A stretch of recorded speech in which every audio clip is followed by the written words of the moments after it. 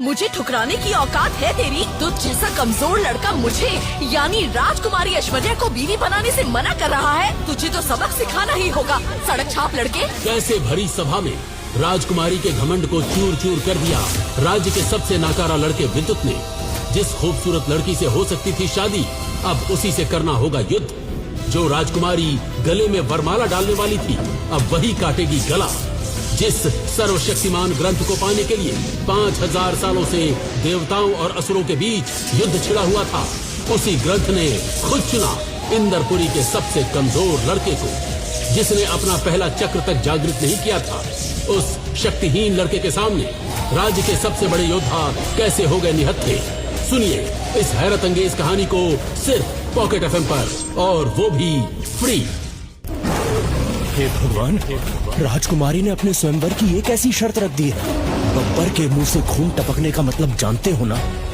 हाँ, इसका मतलब बब्बर शेर के मुंह से खून की जितनी भी बूंदें धरती पर टपकेंगी, उतने ही नए खूंखार शेर पैदा होते जाएंगे और उनका सामना करना नामुमकिन होगा। मैं हूँ इंद्रपुरी की राजकुमारी और आज है मेरा स्वयंवर। जिसे जीतने वाला बनेगा मेरा पति, और साथ ही उसको मिलेगा इंद्रपुरी का वो राज सिंहासन जिसे चारों दिशाओं के राजकुमार हासिल करना चाहते हैं।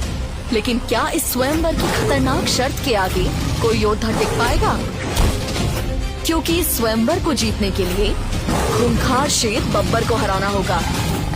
इतना कहकर राजकुमारी ऐश्वर्या अपने सिंहासन पर बैठ गई और पूरी राजसभा खूंखार बब्बर शेर की दहाड़ से गूंज उठी। बब्बर की दहाड़ से पूरी सभा सन्न रह गई और राजकुमारी ने एक बार फिर योद्धाओं को ललकारते हुए कहा, देखा आप सबने, ये बब्बर शेर अपने ही जैसे हजारों शेरों को सिर्फ अपने रक्त की एक बूंद से पैदा कर सकता है। इसीलिए ये स्वयंवर जीतना किसी मामूली योद्धा के बस की बात नहीं है।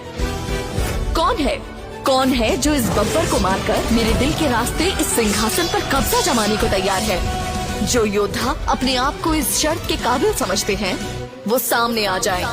राजकुमारी की ललकार सुनकर दक्षिण कुल के राजकुमार गुस्से में तमतमाकर अखाड़े में कूद पड़े और 100 हाथियों को पटकने वाले राजकुमार एक ही बार में खूंखार बब्बर का शिकार बन गए। अब हर कोई हैरान था और परेशान भी। अपनी वीरता पर इतराने वाले योद्धा समझ ही गए होंगे कि इंद्रपुरी की राजकुमारी से शादी रचाना आसान नहीं है। इतना कहकर राजकुमारी अगले योद्धा को अखाड़े में बुलाने ही वाली थी कि तभी भीड़ को चीर कर एक पतला दुबला लड़का बिना किसी हथियार के अखाड़े में आ पहुंचा, जिसे देखकर पूरी राजसभा जोर जोर से हंसने लगी। अरे ये तो विद्युत है, ये भी लड़ेगा क्या?